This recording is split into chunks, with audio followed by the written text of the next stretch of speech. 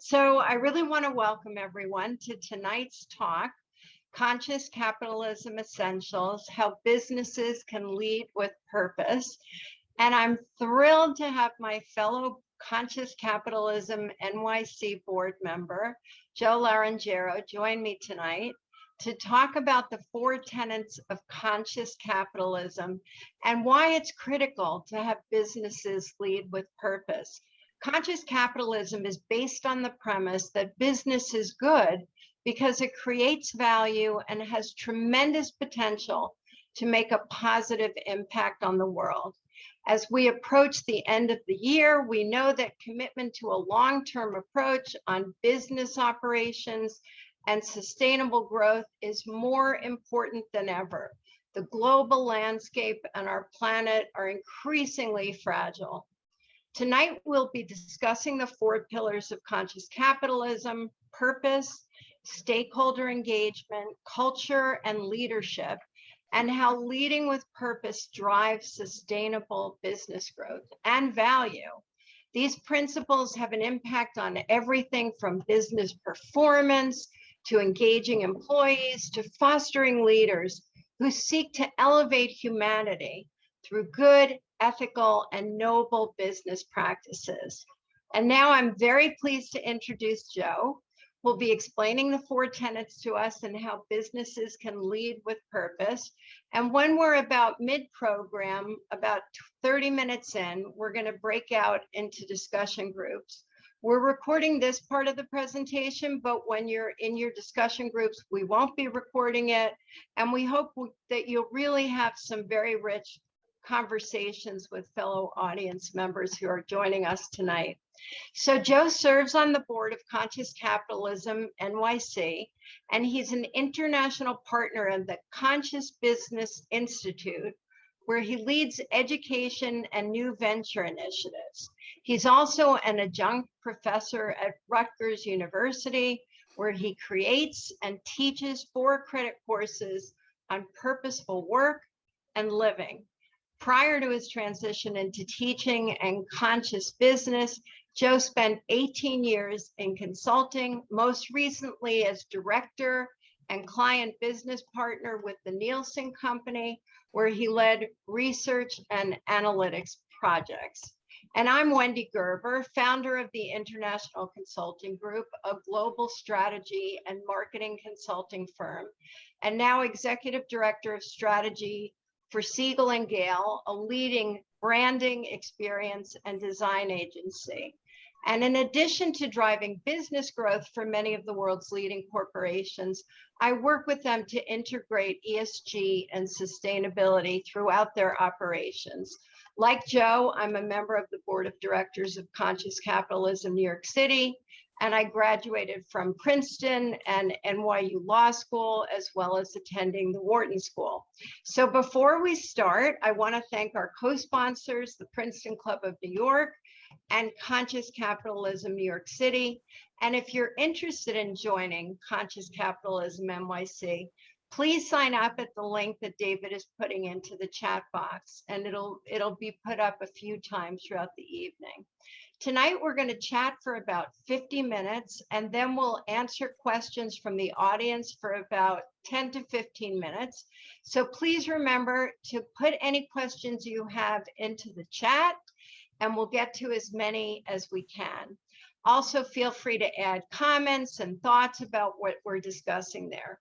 So Joe, can you start us out with a simple definition of conscious capitalism? Yeah, of course. And that will lead to, I'm going to screen share slides in a minute, but conscious capitalism is really a framework that can support business leaders who are really seeking to elevate humanity through good, ethical, and noble business practices. It's a roadmap. It's a pathway that can give these individuals the language, the techniques, the tools, the abilities to really embody the lifting up of humanity into the fabric of their DNA. And that's what we're really going to get into today, about what some of those tools are, some of the language around it, and really also make a case for it. Why is it important? Right? Why is it necessary? Why is it growing? Why is it becoming such a part of our business discussions in boardrooms around the world, which it is? We'll get into some of the data behind that as well.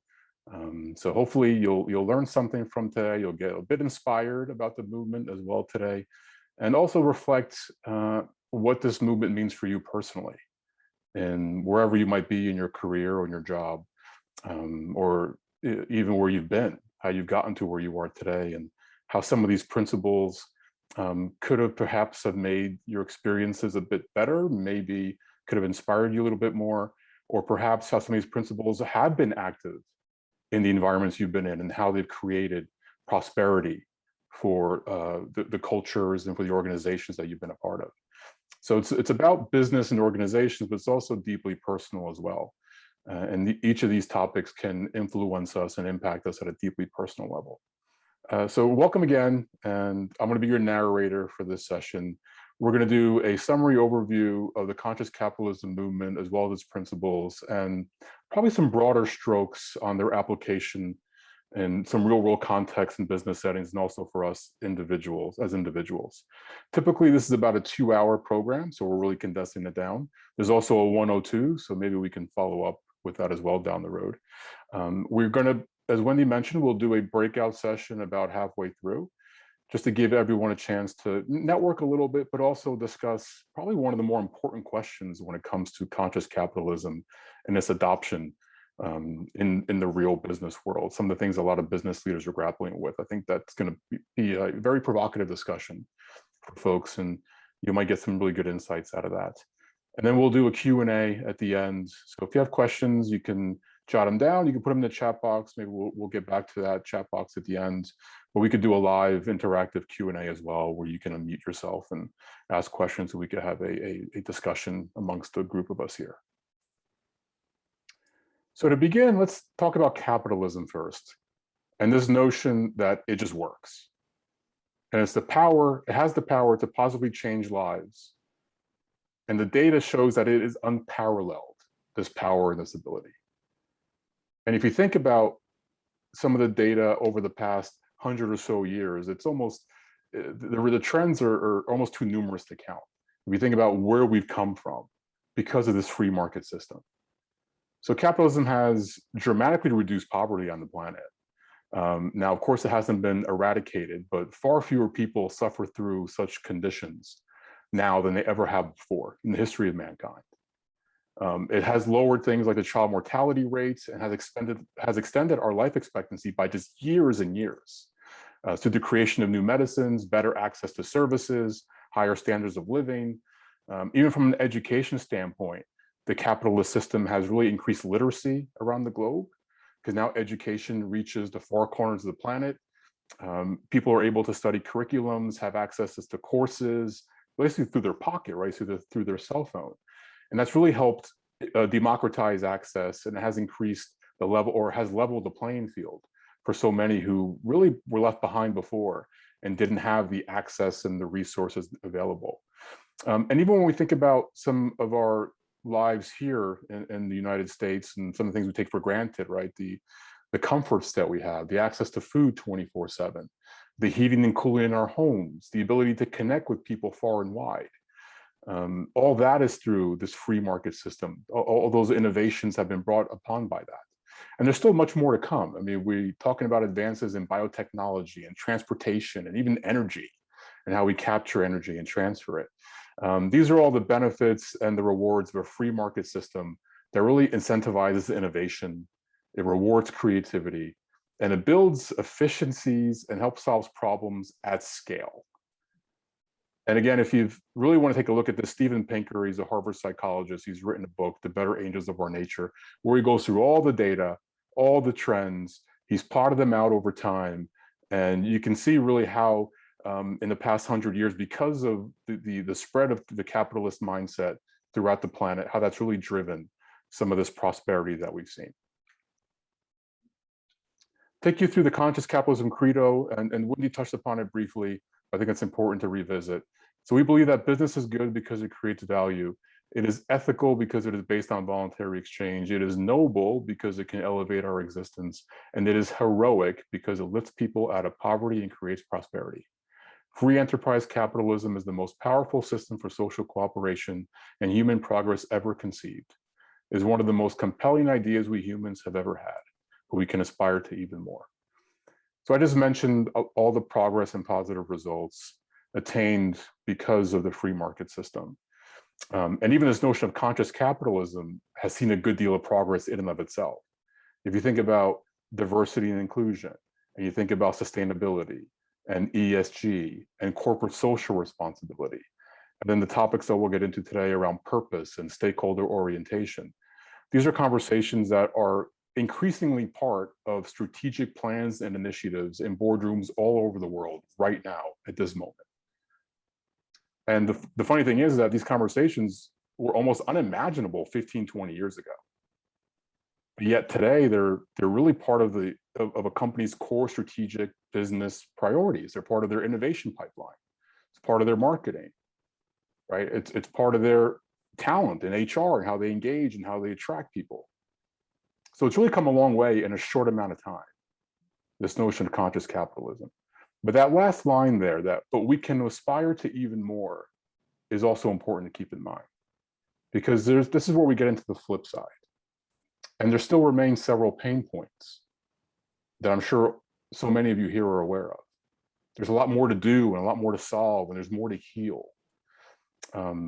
And I'm going to show this cartoon because I think it kind of captures it a little bit. And you can see the gentleman here telling the story to the children in the post-apocalyptic world. And he says, yes, the planet got destroyed, but for a beautiful moment in time, we created a lot of value for shareholders. And it's a fun cartoon, and you can give a smile at it. But it's important that we really show humility and are honest about all of capitalism's impacts, both the positive and also the less desirable. And to recognize that it's not a perfect system. And to also recognize why such a thing as conscious capitalism is even needed in the first place. Why are we here? Why is this movement? Why does it exist? Right? Why do we have 40 chapters? Why do people get inspired by its teachings? Because there's still so much more room for us to grow, and there's still a lot more for us to help solve. And we have to start thinking about this next evolution of business and of our society that can create an even better way for us all to work and live. So some of the things that we still grapple with today and need to really think about is the damage we've done to our planet, right, through resource exploitation and consumerism, monopolies across industries. I think every industry is probably dominated by one or two players, at least most are, right? The wealth inequality, opportunity inequality that exists, even things like leveraging human addiction as a business model. That to me is something that I don't think we talk about enough. With food, social media, pharmaceuticals, it's businesses, their entire profit motive relies on human beings being addicted, right? And what that does to us as individuals and what it does to families.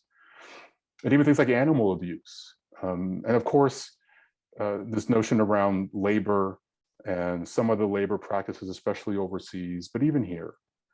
And the proliferation of stress, anxiety, this new 24/7 hustle culture. So I don't want to keep going, but there are all these things that are still detrimental to us as individual human beings, and of course, as a collective, that we need to think about. And conscious capitalism is about providing that path forward to solving these issues with some new approaches, some different mindsets and perspectives, and also with heart.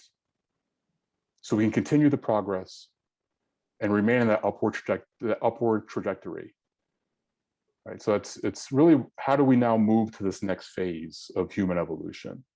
And that's where I think conscious capitalism sits in right now. So here are the 4 tenets of conscious capitalism. You can see them here on the screen. So conscious capitalism, just a quick background, was first founded and created by the founder of Whole Foods, John Mackey, and Raj Sisodia. He's a university professor, and they wrote the book Conscious Capitalism. And that was how the movement began. So we're going to cover the 4 principles that they created when they first started the movement.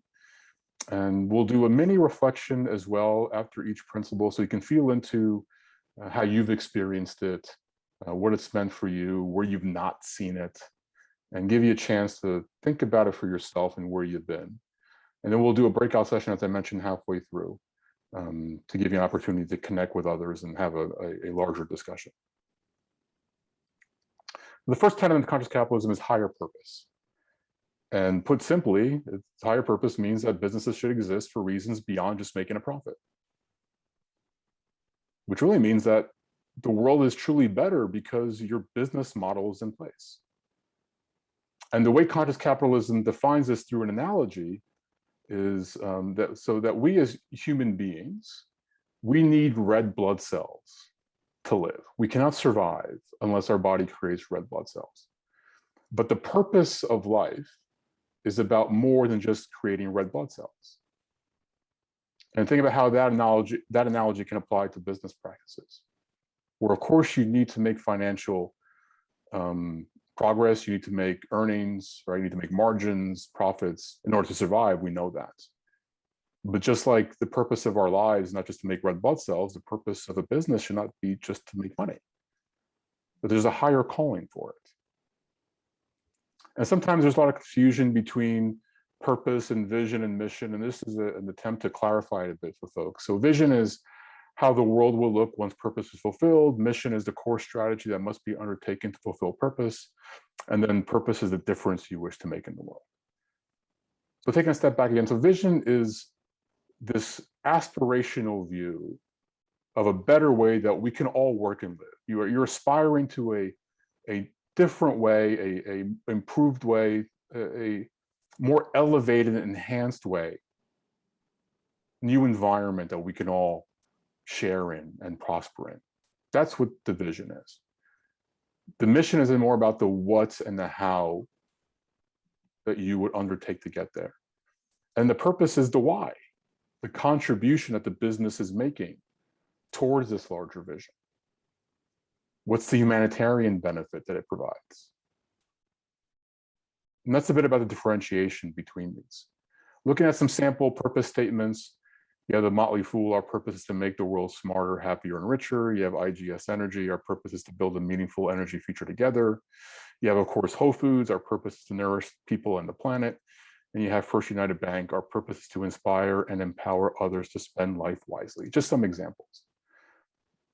One thing that perhaps you might have noticed is that purpose, and specifically when we look at purpose defined in this way, is not something that one day you just check off.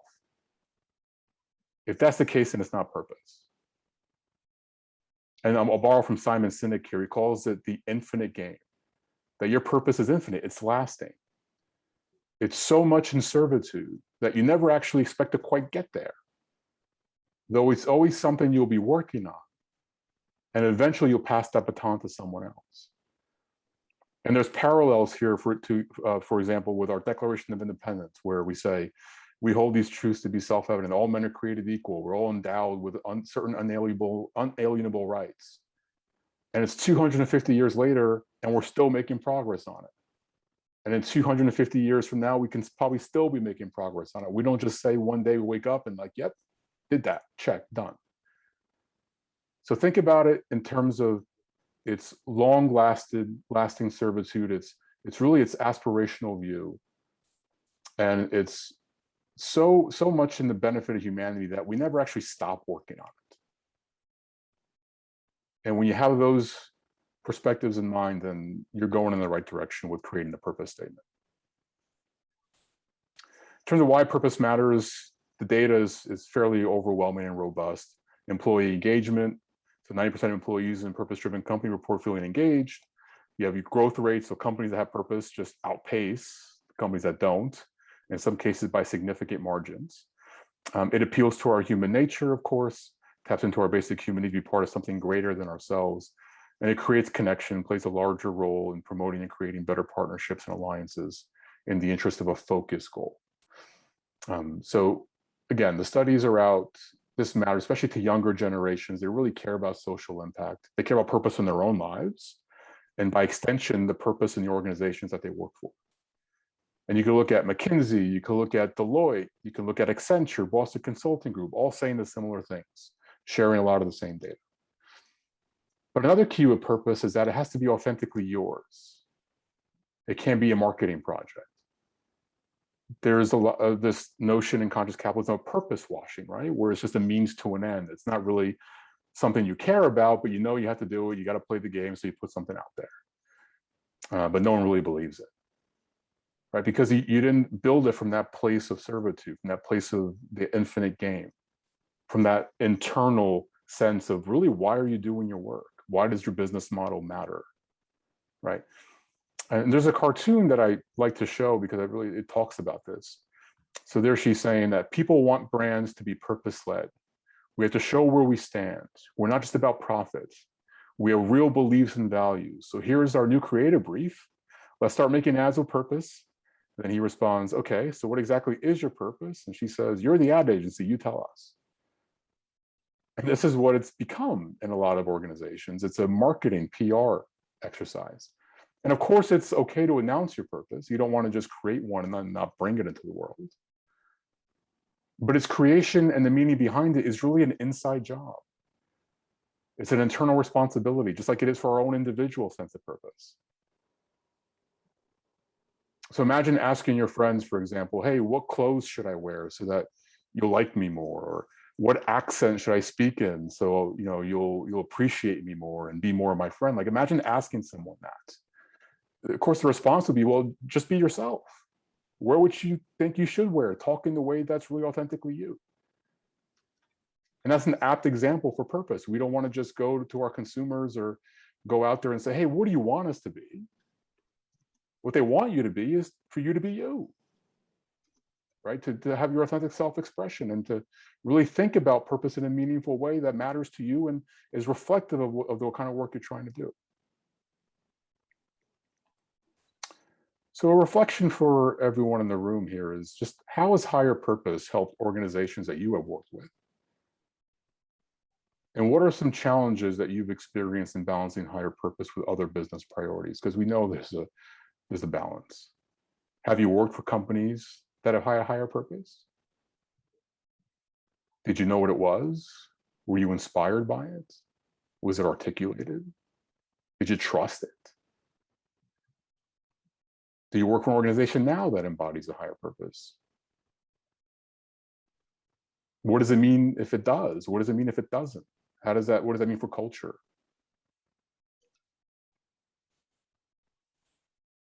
Okay, So so I'll that, introduce Wendy here. Yeah, Wendy, please go ahead. yeah, so that was really interesting. I think we have to go a little faster through the tenets so we make sure people have time Yep. to discuss them in the breakout. But that was terrific. And really what you're saying about really being authentic about this is critical, because I work with a lot of companies developing ESG or environmental, social, and governance initiatives. And the critical factor is really embedding it in the DNA of an organization. So it's authentic, true, and not just a marketing slogan. And leading with purpose has become even more critical as we've dealt with the pandemic, seen how interconnected we all are. And there was a recent UN report that really showcased how critical it is that we all as individuals and as businesses fight climate change. You all may have heard that Larry Fink of BlackRock, the Business Roundtable, the World Economic Forum have all written about how important it is for companies to lead with purpose and focus on all stakeholders, not just investors, which is the next tenet, I think, that Joe's going to be talking about. And I've worked with many clients, including Ralph Lauren, KPMG, Kenneth Cole, to develop and integrate these sustainability and ESG programs throughout their operations. And the interesting thing is that it actually drives long-term value for companies. There are some great examples: Patagonia, Unilever, Ben & Jerry's, Colgate, Danone. And another great example is Kering. You may know them by their brands, one of which is Gucci. And they've actually developed an environmental profit and loss statement. And that's something I really consider a best practice. And now we'll go into the next tenet. Yep, stakeholder orientation. That's a beautiful segue. And put simply, businesses operate in an ecosystem of many stakeholders. And striking the right balance is key. Here are the stakeholders that conscious capitalism identifies as being critical to a business, right? Employees, of course, customers, suppliers, investors, society, and the environment. And the movement believes that each of these really have value. And too often we can tend to sacrifice one or the other to lift up one or the other. And a lot of this, we know that, listen, investors get a lot of attention in this, is the Milton Friedman model. that really we've been operating for a couple of decades now, about businesses' own responsibilities to investors. And of course, they still matter. But we're also realizing that when you focus on these other stakeholders, especially in the long term, investors actually come out better than otherwise would have been. So some example of stakeholder maps. We have a few here, and you could see how they tend to lay people out or lay out as different stakeholders in a bit of a vision and how they can contribute to each. A couple of examples here. And really again, the notion here is that they all just need our attention and our care. And we have to consider all of them in a holistic way when we measure our impact and our results. So Wendy, I'll put it back to you for a moment to talk about stakeholders. So that's so important. And in addition to engaging a wide variety of diverse stakeholders, it's really important to do it across a company's entire value chain. So this means employees, consumers, the supply chain, sales associates, and investors, and of course the planet. And this is not only important for the stakeholders themselves, as Joe said, it adds value to the company. And employee engagement really helps with recruitment, retention, and the community engagement piece builds roots in the communities in which a company does business. So it's very important. Yeah, so I'm gonna give everyone I'd like to give everyone a minute or two just to reflect before we start.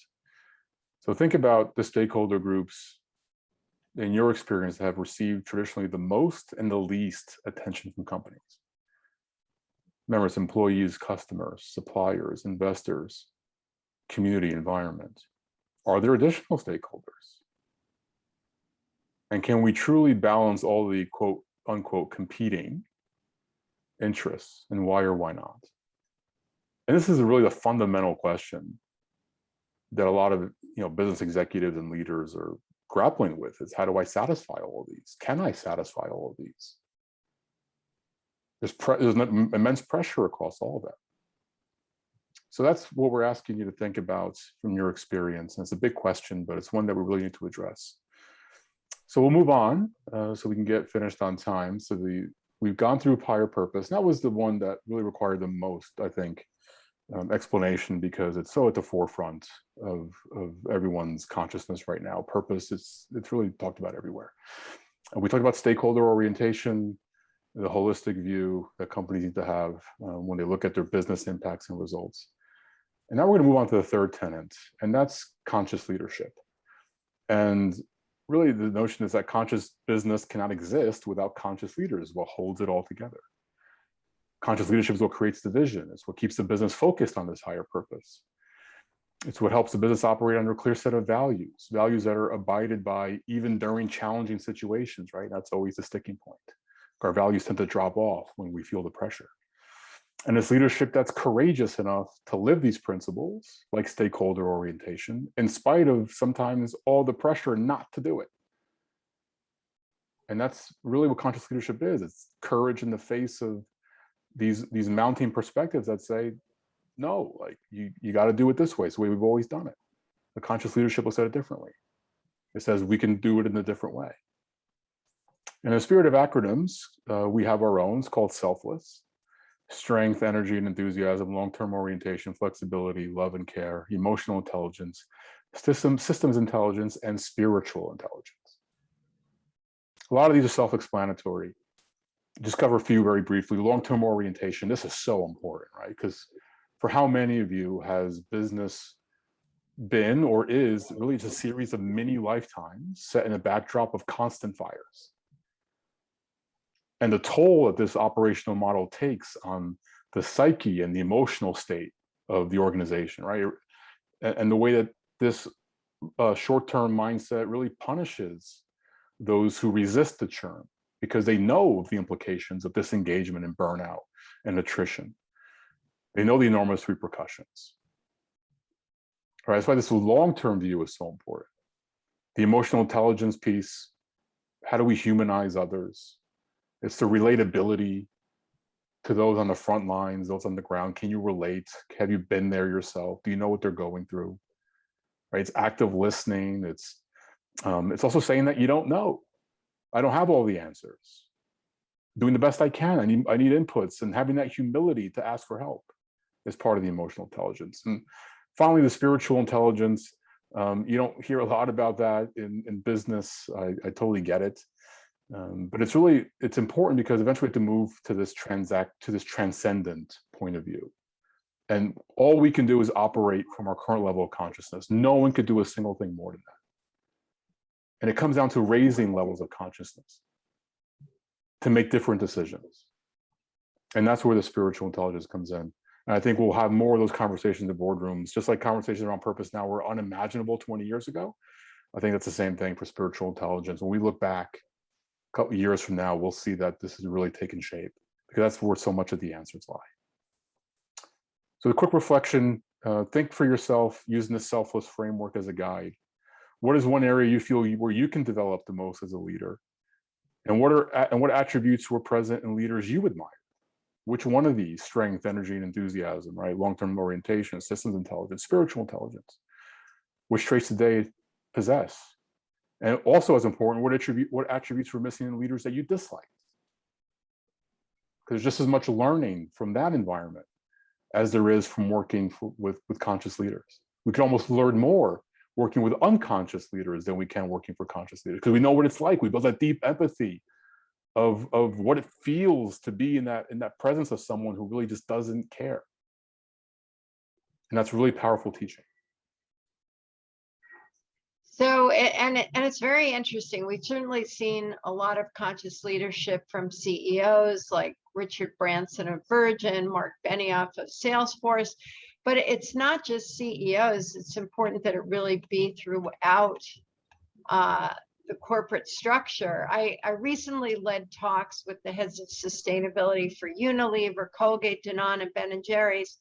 And these leaders spoke about the need to not just embrace conscious leadership within their companies, but also to collaborate with other leaders, other companies, to really develop ideas to protect our planet and to do better.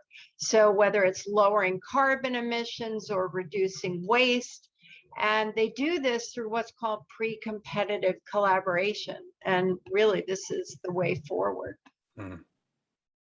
Very indeed. Thank you, Wendy. Those are great examples. So in the last few minutes, we're going to talk about the last tenet, the fourth tenet, and that's conscious culture. And I know culture can be an anomalous term for people to define. It's ambiguous. It's hard to wrap your hands around what this means. I'll borrow from Adam Grant. He's a University of Pennsylvania Wharton School of Business professor. And he says that culture is simply repeated patterns of behavior that reveal norms and values. Sounds reasonable. But he then says something really interesting. He says that culture is what people do when no one is watching. So it's what people do when left to their own devices. How or whether they support others around them, whether they go above and beyond just their normal job functions, what their true feelings of motivation and commitment and sacrifice are. When they're not in the presence of others or being watched by a manager or a leader, how do people act and behave when no one is watching? I think that's a really interesting definition of culture. And there really is no way to underestimate the importance of culture. You cannot underestimate it. Whatever value you place on culture, increase it, because it really is that important. Some quotes that come to mind for me on the value of culture from some prominent folks. So you have the PayPal CEO, Dan Schulman, and he was quoted as saying that the only sustainable competitive advantage that any company has is the strength of their workforce. That's it. Not their business model, not their product, not their technology. And even IBM CEO, Louis Gerstner, said that culture isn't just one aspect of the game, it is the game. So think about some of these individuals and the organizations that they lead and the value they place on culture. And here's some of the data. Again, the data bears this out. You see it here on the screen. I don't have to take you through it. We know when companies have an engaging, purpose-driven culture where people bring their whole selves to work, they're committed, they're motivated, they have a positive future outlook with the organization, that it's just going to be magic. I think everyone here realizes that. When we think about the qualities of culture, again, in the spirit of acronyms, we have tactile, trust, authenticity, caring, transparency, integrity, learning, and empowerment. What this really gets at is really our deeper emotional and psychological human needs. That's what I see when I look at this and see some of these characteristics. Like, we have these human needs to be cared for and to be in a transparent environment, to learn and to feel empowered and to be our authentic selves. Now, what culture is not, it's not pay and benefits. It's not driven by perks. You know, ping pong and beers and yoga classes and all these big campuses, because a lot of that was ripped away over the past 18 months, 2 years almost. That doesn't mean that culture was ripped away, because culture was never those things in the first place. So when we think about building a conscious culture, it's really about fulfilling the deeper needs of people. Self-expression, autonomy, variety, purpose, psychological safety, belonging, appreciation. When these elements are there, when people really feel them, when they embody them, when they come to work knowing they have these, that is when you build a sustained, purpose-driven, motivated, and committed workforce. And when these are missing, what you end up getting is a lot of havoc, because when human beings don't have these in their lives and they're not sure why, they haven't been taught what these are, they just know something's missing, that's when they go after the lowest common denominator. They just look out for themselves, right? They're trying to keep their head above water. It's about self-preservation at this point, and that's where you create these toxic environments, and it just snowballs from there. So really consider these deeply when you think about culture. And then you have to cultivate these principles. I call these work and life principles that are important for us to really master. These are muscles that we can have. That's resilience, that's mindfulness, vulnerability, empathy, communication, accountability, authenticity. I mean, think about it. You can't build a successful company or have a successful culture if people aren't resilient. Because shit happens, challenges come up. And if you don't have resiliency built in, you're going to crumble under the weight of that. Or if no one is vulnerable, then no one ever asks for help. And if you don't have empathy for others and just look out for yourself, and even if, by the way, even if only a small percentage of employees do that, you're going to have a big problem, because everyone's going to feel it. And of course, authenticity, right? If people are just wearing a mask and disguising who they are every day, I mean, it takes a huge emotional toll on them, of course. The stress is enormous when that happens. But also, it hampers you from building true connections with other people, because they never actually see you for who you are. You'll never be seen or valued for who you are. So these aren't just, woo-woo things. They're like, yeah, I get it. I've heard that term before, and yeah, it'd be nice to have, and whatever, maybe one day we could work towards it. At the end of the day, it's probably not gonna be that important. No, it is. Because a lot of issues are tied directly to these. So think about organizations you have worked in, and whether there have been gaps that you have seen between the perception of management and that of employees when it comes to the culture of the organization. The perception of management and that of the employees. Now, the question is a loaded question, because it's making an assumption. It's assuming that there is a perception gap, that what management thinks and what employees thinks are different. And this question is being purposely worded this way because the data says it's true. And in my experience, I see this all the time, where there's this disconnect. Almost a bit of a denial, but it's not the leader's fault, right? They tend to default to thinking that things are better than when they really are, because that's how people act around them, right? Employees can disguise their true intentions and feelings.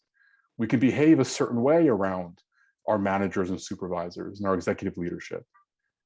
And when a senior person walks into a room, walks down the hall, even goes on a Zoom call, that environment they're going into is not necessarily reflective of what the actual environment is when they're not there. And they could do listening tours, of course, and listen to people and do surveys and those kind of things, and that helps. But human beings can, be very guarded when it comes to showing or articulating some of these gaps in fulfillment and inspiration in the workplace. They don't feel psychologically safe to do so. There's not that trust there.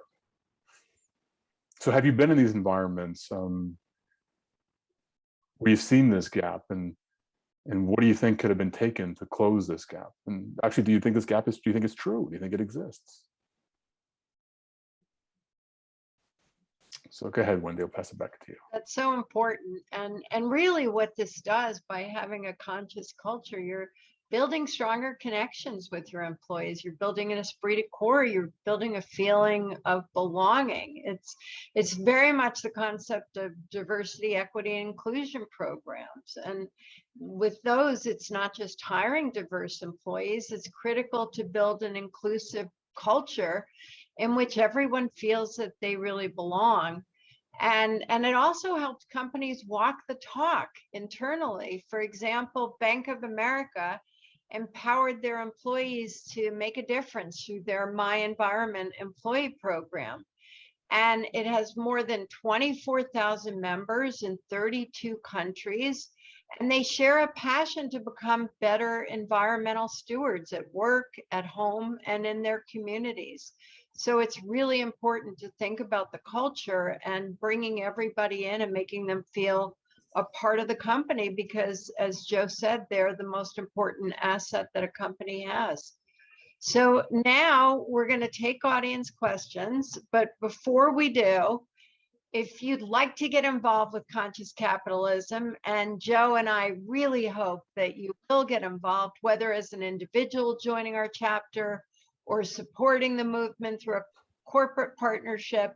David's putting the information into the chat. We hope you'll reach out, and we'll also share it in our follow-up email, and we'll share some of the other talks I've done on sustainability with corporate leaders if you want to hear about the concept of conscious capitalism in action.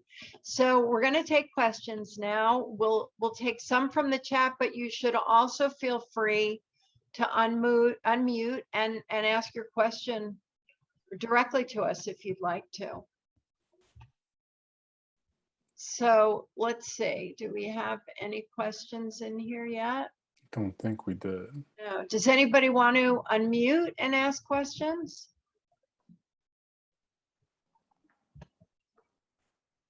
Okay, well, if you do, feel free, but Joe, I guess you covered it all so clearly that nobody has questions, but please do join the chapter, get involved. We have a lot of terrific programs. There's so much more that you can learn.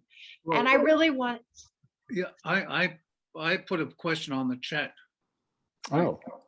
Ah, okay, David. Well, feel free to ask it right now. Thanks. Well, my question was, can you give a concrete example of where it's okay to sacrifice profits for the sake of the principles of conscious capitalism? For example, are you saying that a company should go to solar energy, even though solar energy is more expensive than fossil fuel energy? Yeah, so you're asking it. You're asking, the question is, should it be done, or can it be done when it's not profitable? Is that, which one is it? Is it should or can't it?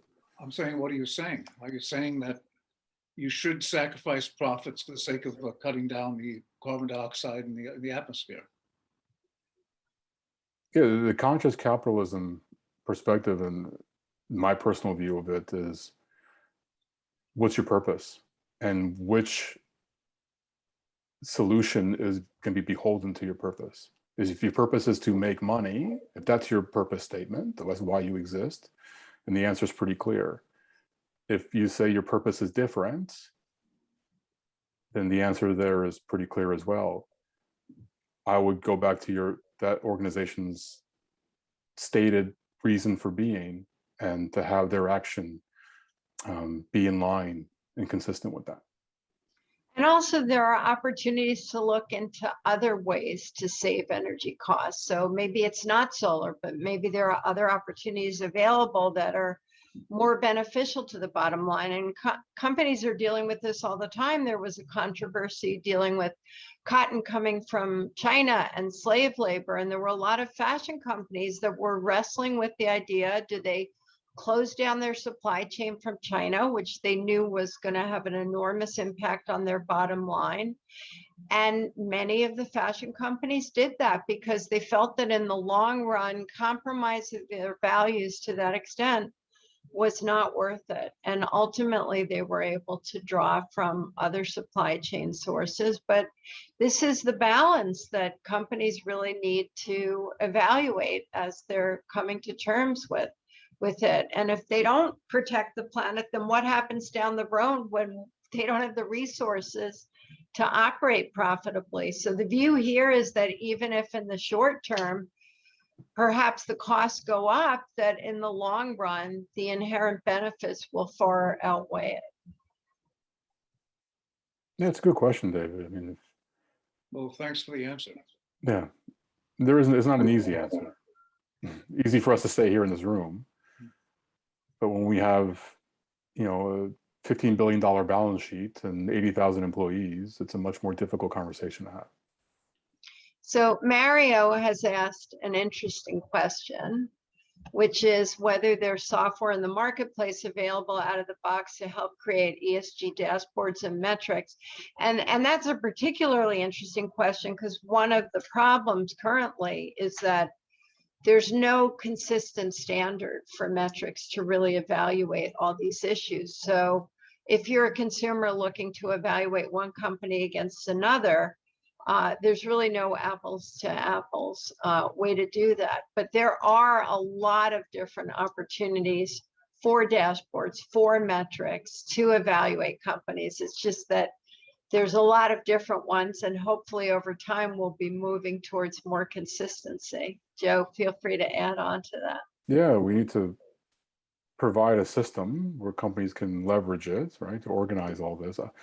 I have read that KPMG, companies like Deloitte, Price Waterhouse are developing technology like this. So if it hasn't reached some companies yet, it will be. But I also deferred to benefit corporations and their model, their application system, and the requirements that they have. So benefit corps, long conversation, but it's a way of incorporating yourself, not legally, but through just spirit that actually holds your feet to the fire on these ESG metrics. And you really have to prove and validate your commitment to them in order to be labeled and given that benefit corporation tag or credential. So that exists out there, and a lot of smaller companies, not so much publicly traded ones, but smaller ones are taking advantage of that and using that as a guide for them to balance these different stakeholders. Thanks. That's great. Joe, I just want to say, I think you're talking about B Corp because there is actually such a thing as incorporating as a benefit corporation too in different states. So there are two different things. So the organization that will give you a certification as a B Corp, which is what I think you're talking about, but there are also states that have benefit corp statutes where you can organize with a specific good purpose, and therefore certain rules that you might usually have to follow in terms of protecting, like your investors. You have more leeway to meet your purpose. So, do you know what some of those states are offhand? I do not. New York may be one of them, but I don't know them. But I could get that for you because I'm pretty sure our internal group knows, and then I'll get them back to you. Yeah, just curious. Please do. In our follow-up email, we'll be sharing contact information. That would be great. And we'll be sharing more information as well. Thank you for that. Sure. Okay, any other questions? All right, well, thank you, Joe. I really appreciate your joining us tonight to bring the 4 tenets of conscious capitalism to life for us and sharing your insights about them. The last 18 months have shown more than ever how important it is for businesses to lead with purpose. And we hope it sparks some interest among our audience to help lead with purpose in your own lives and through your businesses. And we'll be sharing some other talks as well as this one. There'll be links in the follow-up email. And I want to thank the Princeton Club of New York and Conscious Capitalism New York City for co-sponsoring this program. A big thank you to all of you who joined us this evening. As we mentioned, the Princeton Club is recording the talk and we'll send everyone the link. And we have many other terrific programs planned, both virtual and in-person events. The club is now open 3 days a week, and we hope that you'll join us. So thank you again, Joe, for your insights, and thank you to everyone in the audience for joining us tonight. Hey, you're welcome. Thank you, Wendy, for the invite. Thanks, everyone.